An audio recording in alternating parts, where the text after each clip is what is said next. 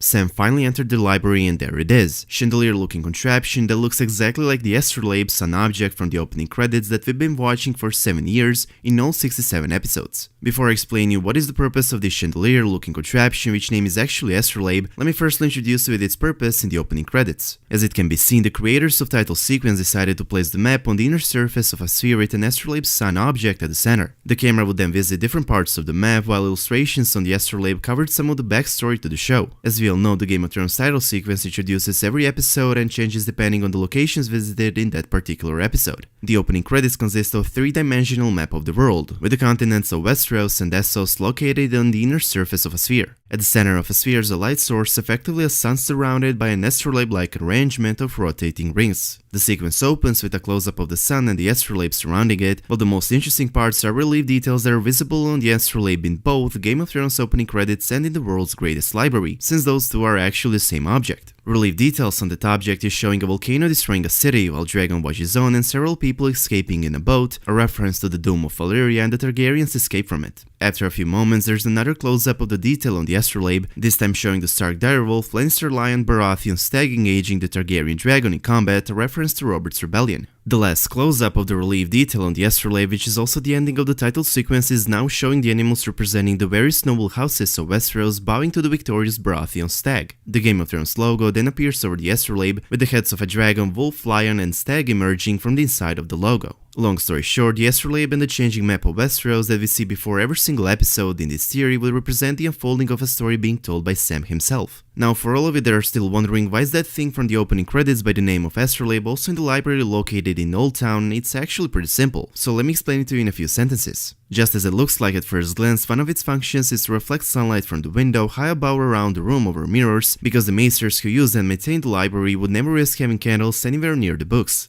However, the most important function of astrolabe, or more accurately of a familiar sphere, is to locate and predict positions of the stars and planets in order to provide local time and more. This function is of the tremendous importance for the Maesters of the Citadel, as it helps them to determine when the long seasons of Westeros officially begin and end, about which they are informing the castles and cities of the Seven Kingdoms by sending out white ravens to share the news. Anyways, it's also important to highlight that when Sam arrived at the Citadel, he was greeted by a maester who uses a distinctive pair of glasses to read the text in front of him. Those glasses, to be exact, its lenses, we have most probably seen in each episode of Game of Thrones in the opening credits. As we can see in every title sequence, while zooming in on the city of King's Landing and while zooming out of the wall, the map is actually seen through lenses that appears to be just like those glasses. Now let's see how this theory might have been confirmed or at least hinted in Season 7. While Archmaester Ebrose and Sam were gathering books in the Citadel library, Archmaester said a line that seems to be a strong hint for Sam truly being the narrator of Game of Thrones.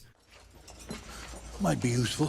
Chevalthan was a dreadful writer, but an excellent researcher. Archmaester, I wondered if And I could... this one. Mr. Fall was quite the opposite, a brilliant stylist who invented half the stories he tells. I wanted to ask If you're going to write histories, Tarly, you have to do the research. If you want people to read your histories, you need a bit of style. I'm not writing a chronicle of the wars following the death of King Robert I, so it can sit on a shelf unread. What? You don't like the title? What would you call it then? possibly something a bit more poetic?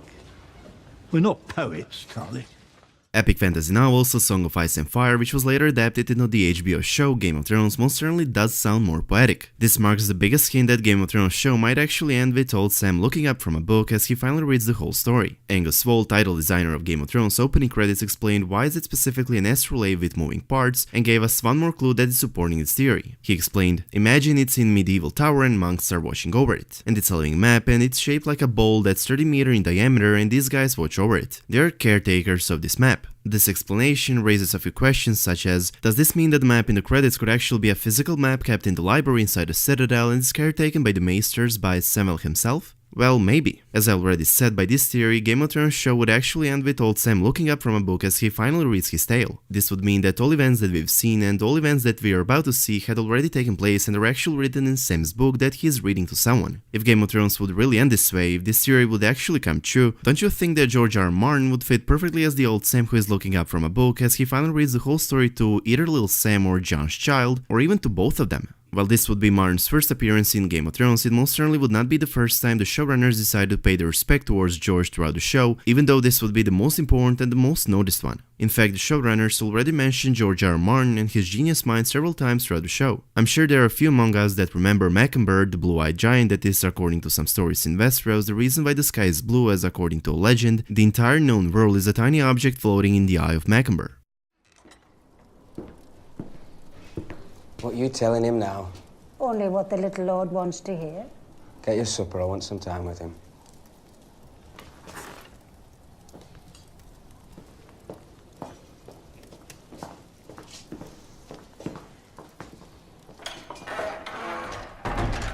One time she told me, the sky is blue because we live inside the eye of a blue-eyed giant named Macumber. Maybe we do. Would you like to sit? No, thank you. Some wine? No, thank you. I'm sorry about your grandson. Are you? I don't believe that a child is responsible for the sins of his father. Or his grandfather. An awful way to die. Which way is that? Are you interrogating me, Lord Tywin? Some believe the king choked. Some believe the sky is blue because we live inside the eye of a blue-eyed giant. However, in the Song of Ice and Fire novels, there is no legend about the sky being blue, because the entire world is in the eye of a blue-eyed giant named Mackenbird, nor any comparable fable. With this being said, it's pretty easy to conclude that Mackenbird is a meta-narrative reference to the author George R. R. Martin, since the entire fictional universe originated inside of his head. In fact, George R. R. Martin filmed a cameo appearance in an unaired pilot episode of Game of Thrones as a background Pentoshi merchant wearing a gigantic hat. Having in mind that he has almost already appeared in the show, George R. R. Martin portraying Old Sam in the last scene of Game of Thrones most certainly doesn't seem to be out of the realm of possibilities. Additionally, during one interview, George noted that if he were in the story, he'd probably be Samwell Tarly. He's a great character, George said. Tyrion might be who I want to be, but Sam is probably closer to who I actually am. The fat kid who likes to read books and doesn't like to go up a lot of stairs. Altogether, this John Bradley's theory that is supported with a few proofs definitely sounds interesting, and what better way to end Game of Thrones than with George R. R. Martin. And as always, let me know your opinion about all of this in the comment section down below. I hope you guys enjoyed this video. If you did, please make sure to subscribe to our channel, and I hope to see you in the next one. Peace.